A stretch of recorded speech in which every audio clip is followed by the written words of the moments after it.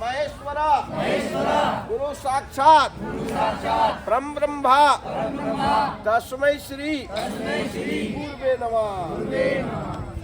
बात को समझो जी, ये जगह का नाम क्या है? सीता कुंड।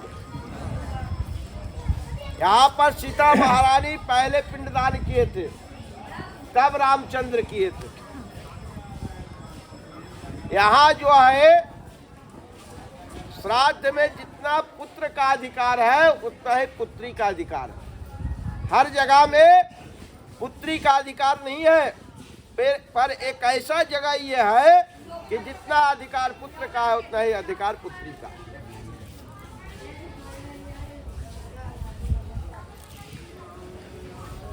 जब ये गया किसका नाम था? गयासुर राक्षस का नाम था। क्या लेना है? नहीं दूध लेना है, नहीं दूध लेना है। चलो हाँ दे भेजो। चलो यहाँ से। जब काम चालू हो गया, आधा घंटा से बैठे हुए हैं, दूध दे रहे हो, मलाई दे रहे हो, हो नहीं किया? नहीं दूध लेना है, दूध लो, मलाई मक्खन चाहिए, मक्खन लाओ। सब किनारा वो।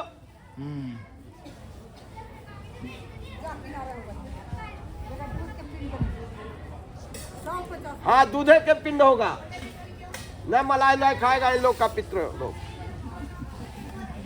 दूध मलाई खाने से क्या होगा? डायबिटीज हो जाएगा, है कि नहीं बाबा? क्या होता है? इसका नाम क्या था? गया। इसका पुराना नाम है गया, का पुराना नाम है मगध। मगध के धरती पर गयासुर राक्षस की उत्पत्ति होने के कारण इसका नाम गया पड़ा। अब गयासुर को भगवान विष्णु वरदान दिए थे। उसका शरीर जो है 5 कोस के लंबा है, 1 कोस में चौड़ा है। उसी के शरीर पे एक गया नगरी बसा हुआ।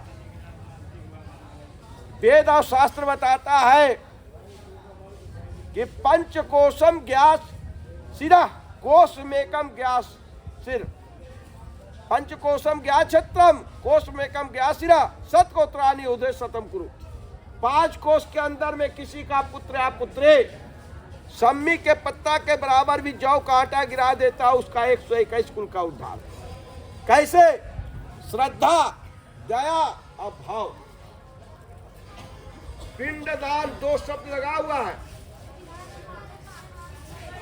श्रद्धा, दया, भाव। जिसके चित्त में दया है उसी का नाम है गया।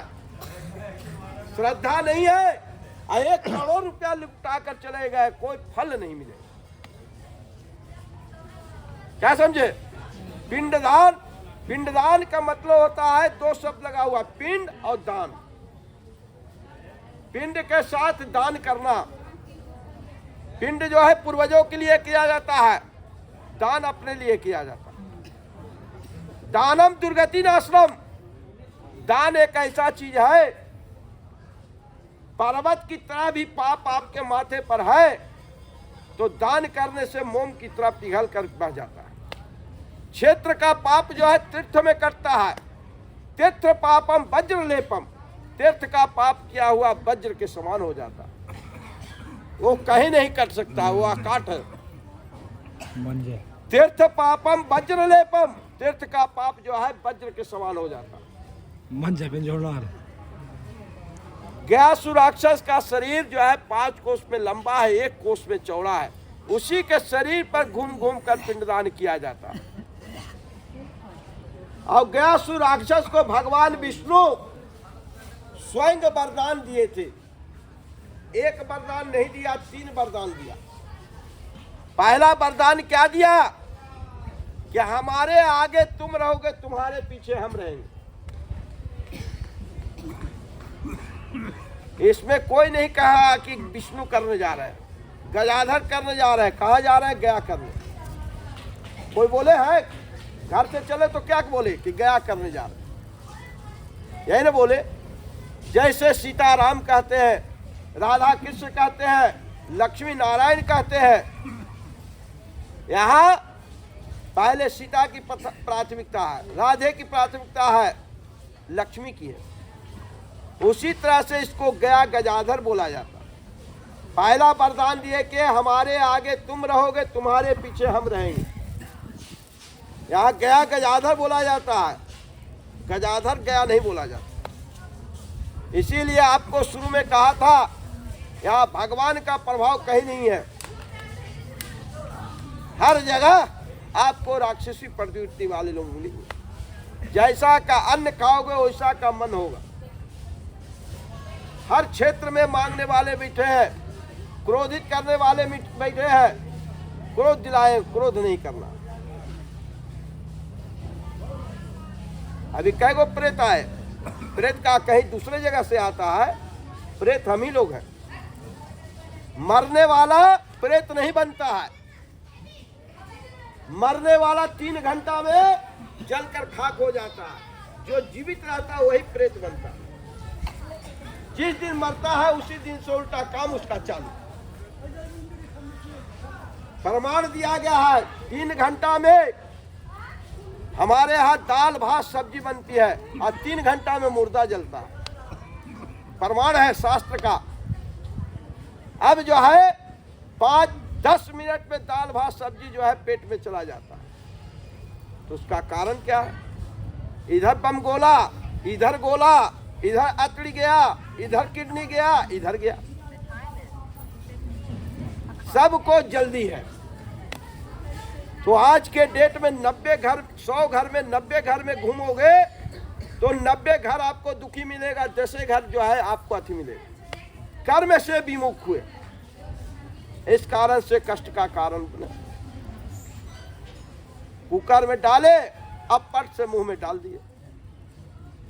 देवता न पितर, न देवता के भोग लगाए, न पितृदेव के भोग लगाए, मुंह में चला गया। पहले 3 घंटा में खाना बनती थी और 3 घंटा के बाद जो है भगवान का भोग लगता था। अब वो सब सारी क्रियाएं बंद हो, सारे उल्टा हो गया, सारा प्रेत बन गए। जब प्रेत बन गए तो उल्टा काम होगा ही। तो पहला वरदान विष्णु भगवान दिए नारायण गयासुर को कि हमारे आगे तुम रहोगे, तुम्हारे पीछे हम रहेंगे। तो यहाँ गया गजाधर कहा जाता है।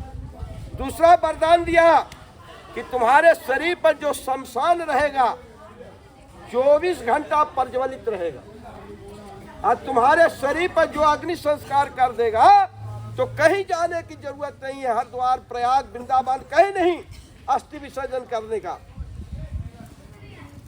सबसे पवित्र धरती मानी गई विष्णु शमशान कहलाता। देखिए सामने शमशान है, देख रहे हैं ना, भीड़ लगा हुआ है। पहले नदी में अग्नि संस्कार होती थी, अब तो पानी हो गई, किनारे में हो रही। ये विष्णु शमशान है। यहाँ 24 घंटा अग्नि संस्कार करने का अधिकार है। हर जगह का शमशान में ब्रह्म मुहूर्त में अग्नि संस्कार वर्जित है। ब्रह्म मुहूर्त कब होता है? 1 बजे से 4 बजे भोर तक। 4 बजे के बाद तो कहानी खत्म हो गया, सब जग जाते हैं। 1 बजे से 4 बजे भोर तक। पहले पाठशाला में 3 बजे लड़के को उठा देते थे और जो है रटंत कराते थे। उस समय का याददाश्त जिंदगी में कभी नहीं भूलता। उस समय देवता का प्रभाव। इस समय तो आजकल बच्चे जो है 8 बजे सोकर ही उठेंगे, 1 बजे तक जो है मोबाइल देखेंगे, टीवी देखेंगे, है गेम देखेंगे, पबजी चलावेंगे। तो क्या बनेगा, है कि नहीं? और दूध, घी और दही आज के बच्चे को दो तो नहीं अच्छा लगता। लगता है तो क्या अच्छा लगता है? घी किसको नहीं अच्छा लगता है? कौन सा पृथ्वी पर जीव है कि जिसको घी नहीं अच्छा लगता? कुत्ता। कुत्ता कै फीट का होता है? 3 फीट का। और चाउमीन बर्गर आप दे दो लाकर, और आज के बच्चे जो है कहेंगे बहुत बढ़िया, हमारा गार्जियन बहुत मानते हैं, पिज्जा चाउमीन ला के दे दिए। आने वाले समय में 3 फीट का हो जाएगा। अभी तो 5 फीट 5.5 फीट चल रहा है ना, आने वाले समय में 3 फीट का हो जाएगा। समझ गया ना। आज के बच्चे को एक हाथ मार दो जो है शहद के, तो जो है उठकर पानी नहीं पिएगा। अब पहले के आदमी को 10 लाठी भी बजड़ेगा तो उसको कुछ नहीं होता था। अंदर से फिट है, आजकल जो है बाहर से फिट फाट, अंदर से किरानी घाट। 10,00,000 का जो है जींस चाहिए, 50,000 का आईफोन चाहिए, मगर पेट में अन्न नहीं चाहिए। पेट में अन्न दोगे उसको नहीं चाहिए। पहले जो है शरीर को बनाते थे, और शरीर को बनाते थे तब जो है शौक मौज करते थे, उससे बचता था तब, है कि नहीं। दूसरा वरदान विष्णु भगवान दिया। तीसरा वरदान, तुम्हारे शरीर पर मैं स्वयं आकर पिंडदान करूंगा। कब करूंगा? जब मैं पृथ्वी पर अवतार लूंगा तब। नर लीला करने आएंगे तब करेंगे तुम्हारे शरीर पर पिंडदान। वही जो है राजा दशरथ का पुत्र होकर जन्म लिए, और राजा दशरथ को श्राप लगा हुआ था ब्राह्मण का। शब्द वेदी बाण से श्रवण कुमार को वध किए थे। उसी समय उनके माता पिता अंधा अंधे श्रापित किए कि जाओ दशरथ, मैं जैसे पुत्र वियोग में मर रहा हूं उसी तरह से तुम भी पुत्र वियोग में मरोगे। वही श्राप लगा हुआ था, और वही श्राप के कारण महारानी कैकेयी के कहने पर रामचंद्र को 14 वर्ष का वनवास हो गया। और उन्हीं के वियोग में हर इंसान को, हर व्यक्ति को ज्येष्ठ संतान बहुत प्रिय होता है। कहावत में है, मुहावरा में कहा हुआ है कि बड़ा लड़का बाप के और छोटा लड़का माई के। छोटा संतान माई का प्रिय होता, अब बड़ संतान बाप का प्रिय होता। उन्हीं के वियोग में उनकी मृत्यु हो गई। मृत्यु होने के कारण जो है अग्नि संस्कार से वंचित हो गए, पिंडदान से वंचित हो गए, गौदान से वंचित हो गए, ब्राह्मण को भोजन कराने से वंचित हो गए, सारा चीज से वंचित हो गए। तो वंचित हो गए, तब लंका पर विजय पाकर इसी पावन धरती से गुजर रहे थे राम और जानकी और लखन।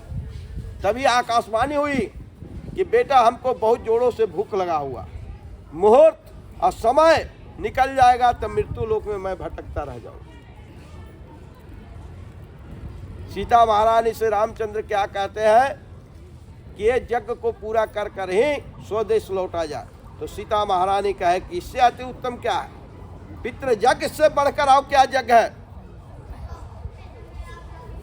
ये उत्तम कार्य को कर ही स्वदेश लौटा जाए। तो रामचंद्र सीता महारानी को इसी धरती पर बैठा दिए। हाँ बोला ला चला अभी ना दे जाओ, बाद में दे दो, बाद जाओ ना, ले लेंगे बाद। अभी चलने दो पंडित के, अभी नहीं दे रहा है।